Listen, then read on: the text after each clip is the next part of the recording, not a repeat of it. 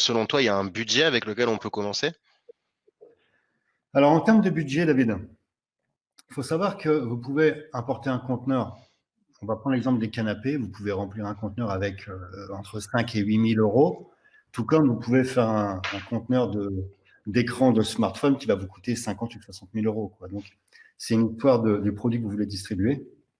Mais ça ne demande pas forcément des gros investissements pour démarrer. Moi, à l'époque, pour vous donner un chiffre vraiment exact, il avait fallu 15 000 euros, taxes comprises, pour avoir fait venir, pardon, ces 150 motos. Et ces 15 000 euros, c'est important de le préciser pour ceux qui nous regardent, parce qu'on a toujours l'idée, je le vois beaucoup, les personnes qui rejoignent la formation, on a l'impression que l'import-export, ça va nous demander des centaines de milliers d'euros d'investissement. Alors, si vous les avez, tant mieux, mais on peut démarrer sans forcément avoir de grosses mises de départ. Bien sûr qu'il va falloir jouer avec la trésorerie, être très bon au niveau du marketing, mais à l'époque où j'avais démarré, j'étais étudiant, hein, j'ai démarré avec 15 000 euros, il y avait précisément 9 000 euros de prêt étudiant, plus des économies. J'ai réussi à franchir la barre des 1 million d'euros de chiffre d'affaires, donc je ne suis pas plus malin que vous, hein. C'est possible, il suffit juste de trouver le bon produit, celui qui est plus ou moins recherché, et de le vendre. On a la force aujourd'hui du net, quoi. On peut vendre ça partout, quoi. Alors, très bien, recherche produit. Parlons sourcing, du coup, puisque tu t'en la perches. Comment on fait pour rechercher le bon produit? Alors, vous savez qu'il y a des plateformes. Encore une fois, on a plusieurs possibilités. Lorsque l'on démarre, je pense que l'outil idéal, c'est d'aller sur Alibaba. Vous avez la possibilité, bien entendu, de visionner le catalogue ou alors de poser une request avec le produit que vous recherchez. Vous pouvez avoir des devis. Alibaba, c'est une très bonne plateforme. Je pense que concentrez-vous là-dessus. Il y a beaucoup de personnes qui regardent sur AliExpress. N'oublions pas que AliExpress, c'est un site de vente au détail. Ça peut vous donner des idées, bien entendu, de produits. Mais si vous voulez acheter au bon prix, tournez-vous sur la plateforme Alibaba, où vous allez avoir les prix, bien entendu, en quantité. Il y a également la possibilité de travailler avec des agents. Alors encore attention avec les agents, parce qu'aujourd'hui, avec le dropshipping, il y a beaucoup d'agents qui ont flairé le bon coup parce que la marge pour eux est très intéressante. Donc, concentrez-vous aussi sur le sérieux de l'agent. Lorsque vous avez des marges qui est vraiment dégradée par la commission de l'agent, on ne peut pas faire du bon business. Ça aussi, c'est important de le comprendre. Ok. En ce moment, tu saurais quels sont les délais si on commande un stock pour faire venir de Chine? Et on me parle aussi de transport aérien, là. Comment ça se passe? C'est perturbé? Alors, au niveau du transport aérien, oui, c'est pas encore remis totalement sur les rails, hein. Il y a énormément de flux justement pour ravitailler les différents pays en rapport avec les équipements qu'on a vus au départ. Donc, les tarifs sont pas très intéressants en ce moment. C'est vraiment la folie. Ça a vraiment augmenté. En plus, on limite les quantités. Si vous avez beaucoup à faire venir, ça va poser problème. Il y a un mètre cube, quoi, à respecter. Au niveau du transport maritime, par contre, il n'y a aucun souci. Vous avez la possibilité de commander avec les usines et d'expédier. Ça, les tarifs sont intéressants en plus en ce moment. Par contre, au niveau des délais de fabrication, ça dépend du secteur dans lequel vous êtes. Il y a des secteurs qui sont très rapides, d'autres. En général, il faut compter lorsque vous posez le deposit pour effectuer une commande en Chine, vous avez entre 15 jours et un mois et demi de fabrication suivant le délai de l'usine. Ok. Alors, on revient sur la question, sur plutôt la remarque que nos participants ici n'ont pas forcément d'entrepôt à leur disposition pour stocker. Et moi, je rebondis aussi sur une autre question. Tu parles souvent de conteneurs depuis tout à l'heure. N'est-il pas possible d'importer un carton? Alors oui, c'est possible d'importer en groupage d'ailleurs. Je crois que nous sommes aux alentours de 40-45 euros le mètre cube. Donc tu peux importer de la marchandise, on va dire une palette, en toute comment dire, facilité, quoi. Après, bien entendu, que le coût, j'aime bien parler en conteneur parce que je vise la rentabilité. Il y a des frais que tu importes une palette ou un conteneur qui sont les mêmes en fait. Donc c'est pour ça que je parle toujours avec le conteneur, mais bien entendu, vous pouvez importer par palette en faisant du groupage sans aucun souci. C'est ça, moi j'avais commencé sur des vélos électriques une fois. et j'étais pas sûr de la chose et j'avais commandé, je sais plus, 4-5 vélos. 4-5 vélos, c'est tout à fait possible. J'étais pas obligé de commencer par un conteneur en tout cas. Voilà, et ce qui te permet aussi de tester le marché, tester le produit, ça c'est parfait. Et au niveau de l'entrepôt, j'avais oublié de te répondre, excuse-moi David, tu as la possibilité de stocker chez Amazon, Amazon FBA par exemple, ou pas que, il y a aussi de nombreux transporteurs où tu peux faire arriver ta marchandise et ils s'occupent à la fois du stockage et de la réexpédition. Donc, il y a toujours une solution qui est envisageable lorsque l'on veut faire du business. Super. Alors j'ai une question qui est assez intéressante de Laurent, qui raconte une histoire comme quoi son ami a pris une entreprise de logistique qui donc a pricé précisément le produit livré jusqu'au domicile avec un prix juste, le poids, la taille, les frais de douane inclus. Comment a-t-il pu déterminer tous ces frais, tout compris avec autant de précision? Et puis je rajoute à ça une autre question qui vient bien évidemment. Est-ce que ça vaut le coup de passer par ce genre d'entreprise de logistique? Alors, il y a ce qu'on appelle le door-to-door, c'est-à-dire le fabricant ou le fournisseur vous envoie la marchandise livrée jusqu'à votre domicile et vous avez la possibilité d'y inclure les taxes. Alors là, encore une fois, c'est un calcul tout simple, hein. Vous contactez les douanes avec votre produit, vous avez le calcul des DDD, les droits et taxes. On va vous dire exactement en fonction du produit que vous avez importé les taxes qui sont en vigueur dans le pays. Et en fait, c'est un calcul qui est tout simple avec le transport. Et puis, bien entendu, il y a une marge. Donc, une marge de sécurité. Si l'entreprise marche correctement, elle n'a aucun souci à facturer de cette façon. Ok. Et il y a des frais portuaires quand ça vient en bateau aussi, n'est-ce pas? Au-delà des frais de douane. Exactement. C'est aussi à Exactement. Vous prendre avez en des frais compte? de douane.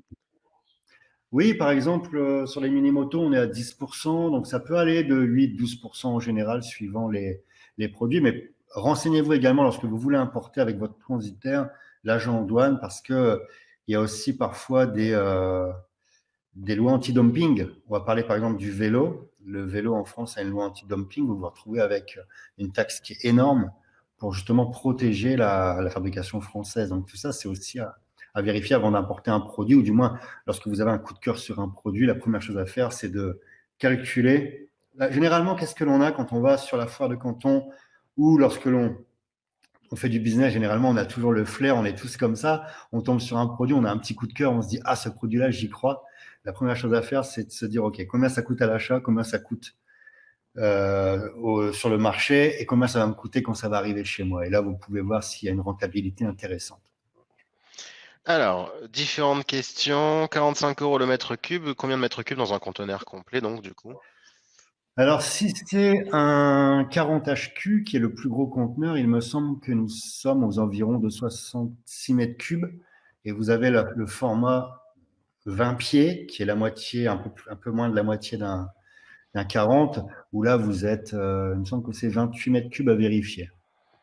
Ok. Et lorsque vous faites du groupage, par contre, vous pouvez, généralement, on va vous demander une moyenne de 3 mètres cubes pour commencer. Le minimum de commande, c'est 3 mètres cubes. Donc, voilà pour l'information. Super précis. Merci. Stockage et réexpédition. On trouve beaucoup de noms sur Internet. Est-ce que tu as quelqu'un à nous conseiller? Tu regardes sur Internet et généralement, choisissez une société, du moins, qui a bonne réputation et qui est présente à l'international. Ça peut simplifier. Également, il peut avoir le rôle de transitaire, c'est-à-dire dédonner votre marchandise et aussi la stocker. Prenez tout au même endroit, chose que Amazon ne fait pas, d'ailleurs. Alors, j'ai une question qui me vient parce que tout à l'heure tu parlais de ton histoire et tu disais que tu avais apposé ta marque sur tes produits fitness. Donc ça rejoint directement le titre de notre conférence. Euh, Créer sa marque, facile, difficile. Alors, j'ai envie de vous dire, c'est facile et très confortable. Pourquoi? Parce que vous allez acheter en Chine et la Chine ne produit pas de stock. C'est-à-dire, lorsque vous importez, elle fabrique uniquement, il travaille en stock, c'est vraiment sur commande, quoi. Donc, vous avez la possibilité de brander votre produit. C'est très confortable.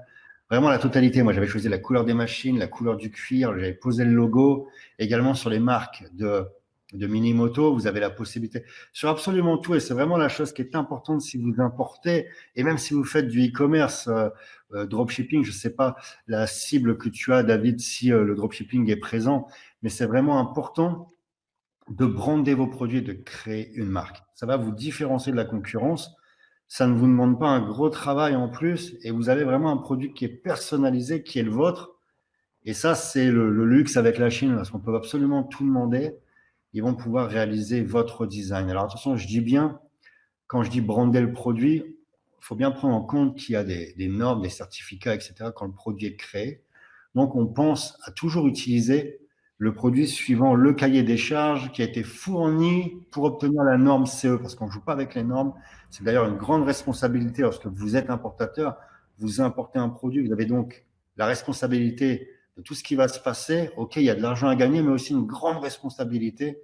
Donc, on doit faire respecter le cahier des charges. Donc, quand on brande un produit, quand on fait poser sa marque dessus, on évite de modifier le cahier des charges. Ça, c'est très important. Ok, alors j'ai aussi une autre question que je me suis notée. Quel est le plan d'action en fait? Ok, quelqu'un qui nous regarde là maintenant, qui n'avait pas envisagé ça hier, qui se dit, ben tiens, finalement, l'import, ça a l'air d'être pas si mal que ça. Il est chez lui derrière un ordinateur et l'idée vient juste de germer. Quelles sont les étapes? Qu'est-ce qu'il doit faire? Et comment il avance? T'abonner à la chaîne de Fabien. Non, je blague. Je la remets, mais c'est vrai. D'abord, avant tout, c'est vrai. Et pour le coup, j'insiste parce que c'est vraiment sympa. Merci beaucoup. Alors, les amis, je pense que si vous avez envie d'importer, de vous lancer sur ce business, la première chose à faire, c'est de regarder ce que vous avez comme outil, c'est-à-dire est-ce que vous avez un stockage, est-ce que vous avez une équipe avec vous, est-ce que vous êtes solo, bref, tout ça, c'est à mettre vraiment noir sur blanc. Vous voyez vraiment les moyens que vous avez en votre possession. Ensuite, vous tombez sur un produit en allant sur Alibaba, par exemple, vous sourcez le produit, vous avez un coup de cœur, vous vous dites, voilà, ce produit-là, j'y crois, je pense que ça peut marcher. La question à vous poser, c'est est-ce que ce produit est rentable? Comme je vous ai dit, vous regardez le prix, etc. Vous regardez les normes, si elles sont respectées, si elles sont en adéquation avec notre pays ou votre marché d'ailleurs. Ensuite, vous regardez si une marque est intéressante, bien entendu, voir si ça vaut le coup de l'importer et de le vendre.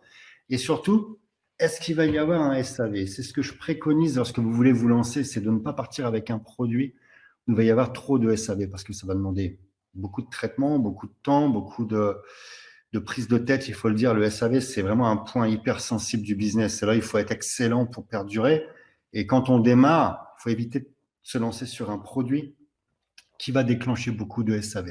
Je pense aux produits électriques, produits motorisés, etc. Ça va demander un savoir-faire et peut-être qu'au départ, est-ce que vous avez la structure pour ça? Je pense au Minimoto, par exemple, où j'ai dû trouver des mécaniciens, trouver des réparateurs pour justement assurer le SAV convenablement. Donc, lorsque l'on démarre, est-ce que vous avez envie de partir sur cette voie-là? Ça, c'est une question à vous poser. Donc, vous entourez aussi d'un bon transitaire, à la fois pour connaître les taxes, connaître aussi le dédouanement. Donc, vous allez pouvoir lui poser des questions. C'est d'avoir une bonne équipe avec vous pour commencer. Alors, la question sur la marque, finalement, a soulevé d'autres questions. Donc, je vais revenir un peu là-dessus. On demande ici quels sont les outils pour créer sa marque. Est-ce qu'il y a un, un niveau, enfin une quantité minimum, je crois que je l'ai trouvé quelque part cette question, mais je ne la vois plus. Oui, de quelle quantité on peut envisager pour poser sa marque et enfin déposer un logo. Alors ça, c'est assez surprenant comme question. Euh, donc, comment ça se passe, voilà, pour créer. J'ai presque l'impression qu'on parle ici d'image de marque aussi. Donc, tout D'accord. ça. La première chose, si vous souhaitez créer une marque et la faire perdurer, voilà, logo et le nom, on va à l'INPI et on protège sa marque, la première chose à faire. Si vous avez envie, bien entendu, de travailler votre marque dans la continuité. Et vraiment, c'est le B.A.B. Ensuite, les quantités, tout dépend le produit. D'ailleurs, si vous faites du dropshipping ou du e-commerce, il faut savoir que parfois, pour moins de 1000 euros, vous avez la possibilité de créer votre marque et votre produit en Chine. Ce n'est pas des quantités énormes. Je pense aux lunettes de soleil, je pense Il y a des tas de choses, tas de produits à brander. Vous avez cette possibilité-là. Et c'est pas forcément des grosses quantités. Et encore une fois, vous pouvez vous démarquer. C'est ça le point fort. Vous avez votre produit, votre branding. Vous mettez votre storytelling autour et vous pouvez tirer votre épingle du jeu, justement. Alors, marque de maquillage, le maquillage, c'est pas problématique, et les produits de beauté? Alors, il y a certainement des normes. Je ne suis pas un spécialiste des produits de beauté. Il y a forcément des normes à respecter. Je ne peux pas vous dire lesquelles, c'est pas ma spécialité. Encore une fois, il faut se renseigner. Mais je sais que la Chine, et d'ailleurs, renseignez-vous également sur la Corée du Sud, qui est un gros fabricant de produits cosmétiques de très bonne qualité.